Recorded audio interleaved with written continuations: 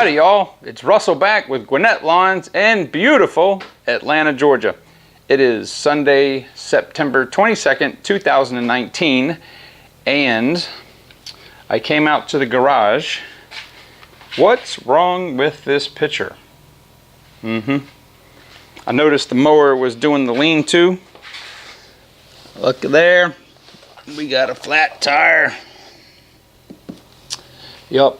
They say it's only flat on the bottom, but so we have not had rain in weeks.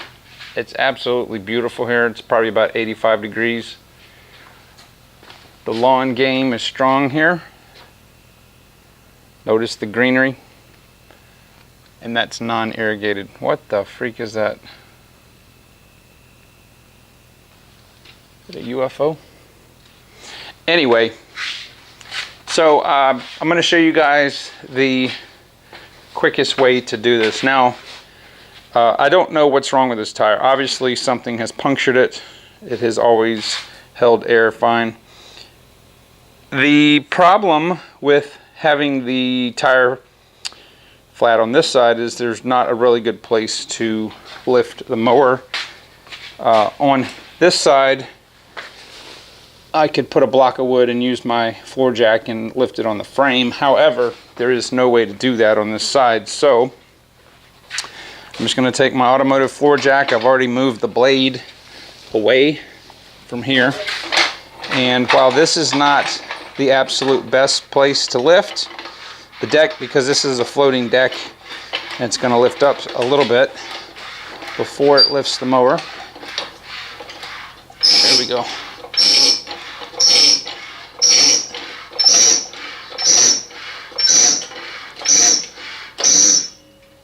Okay, there we go. I've already got the parking brake off, and you can move the wheel without having to take the two hydro relief nuts off. I'm just trying to do a cursory look and see if I see any nails in here, which I don't. So let me get the tripod set up. I'm going to actually take this wheel assembly off and we'll inspect it a little further. Alright, so I've got my impact gun. This is a 21, what am I using? A 21 millimeter socket.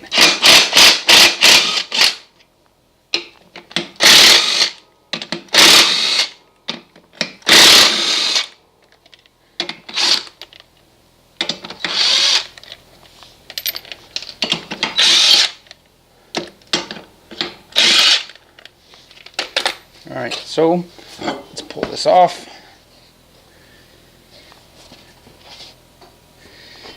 And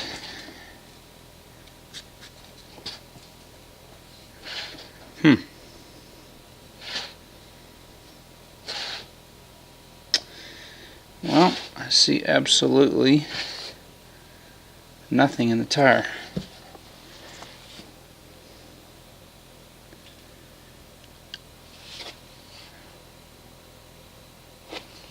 That's not good.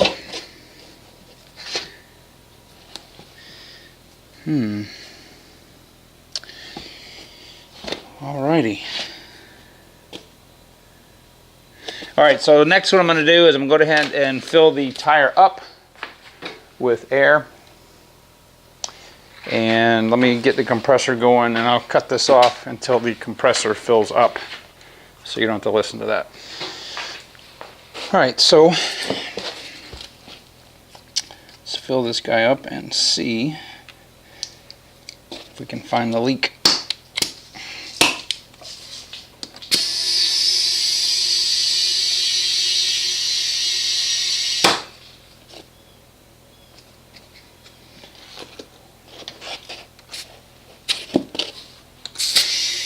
These tires are supposed to be between 18 and 22 psi.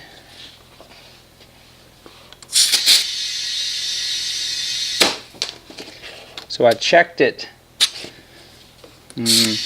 Friday. I think they were 18 psi. Alright, so seeing if there's any glaring hisses or anything I can see offhand.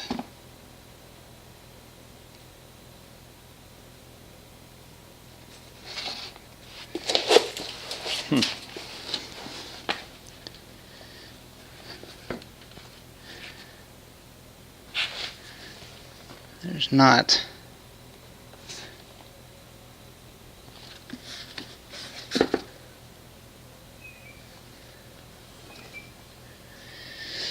Alright, so what I'm going to need to do is I'm going to have to get me some water and submerge this in some water and see where the bubble's coming out, because it clearly was leaking. So let me get that set up and I'll show you how to do that. Alright, so I just took a cooler of water and put about 6 inches in there. I just needed enough to where I can get a piece of the tire in there. I'm going to let this sit and I'm going to see if any bubbles are coming up anywhere. Alright, I hear it. Alright, I see it.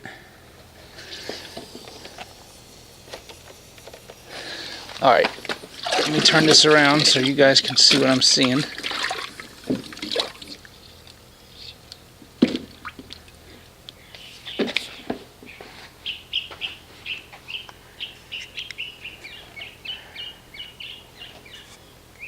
See it?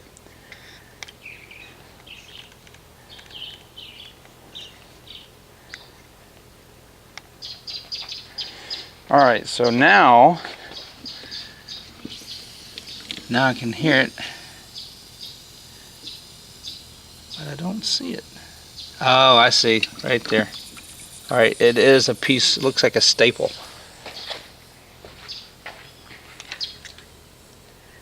See that right there? Alright.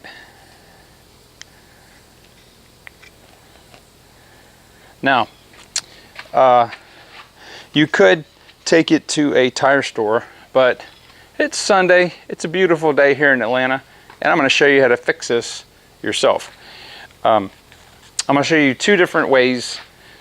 Probably one of them you may have in your garage, but I'm not going to use that way. I'm going to show you the way that I'm actually going to fix it, so we'll be right back. Alright, so most of you are probably very familiar with the way that you have probably fixed tubeless tires in the past, where you use these, they're kind of glue impregnated fiber ropes. Tire shops use these. You've got this little tool that you rasp it, and then there's another tool that grabs it and you stick it in there with the cement. Now, I'm not going to use that. What I'm going to use is the best thing I've ever found to fix tubeless tires. This is called a Dynaplug, and they've got these brass impregnated or brass tipped little fibrous ropes, okay, and that's all it is right there. That brass tip helps the plug to go in. So there is this comes apart like this, okay, and inside here is where the fiber plug goes into this, well, we'll call it a cartridge. It just twists in there. So it's on there like that. Alright, and then I'm going to put this back on. This screws back on. Alright, so I'm going to take this collar and put this through like that, and then there's a machine tip right here. I'm just going to screw that on like that. Okay, so that goes on just like that. And I'm going to take this and I'm going to shove it. This is where it's a little hard.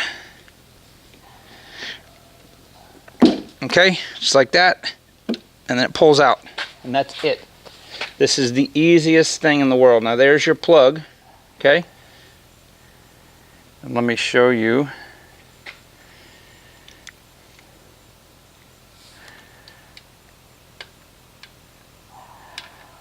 Okay, right there.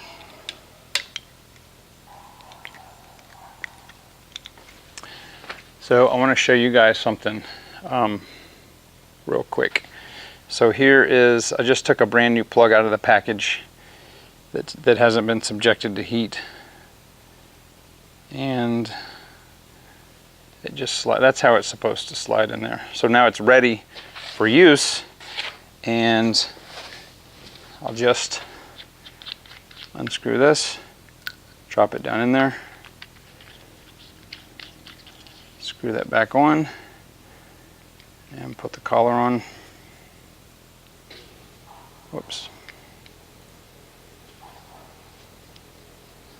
Okay, and you could put several of these. These come in packs. They're different sizes, but this is awesome. So let's go ahead and mount that tire back to the mower. All right, so putting the wheel on is very simple. It's just the reverse.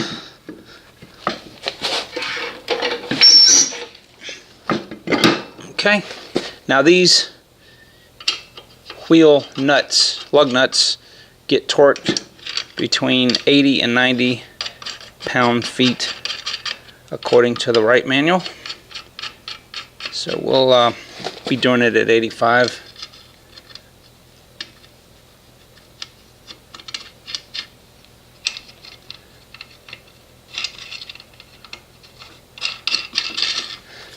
So I'm just going to ease these down with this first.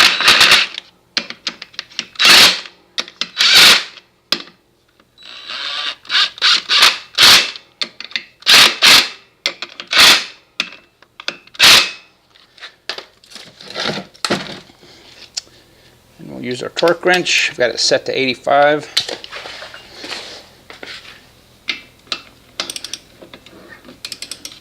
So we'll need to go ahead and let this down very gently.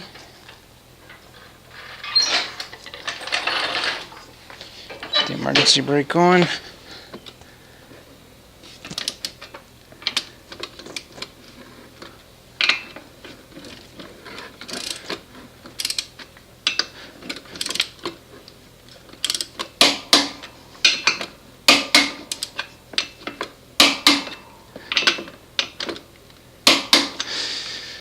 All right, so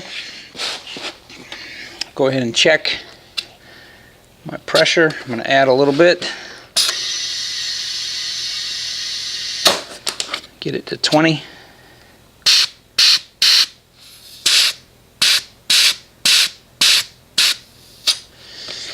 And anyway, so I put a little mark on the side where the plug is, and I'm going to keep an eye on it, obviously, for any air loss. It's not leaking. I did the water test.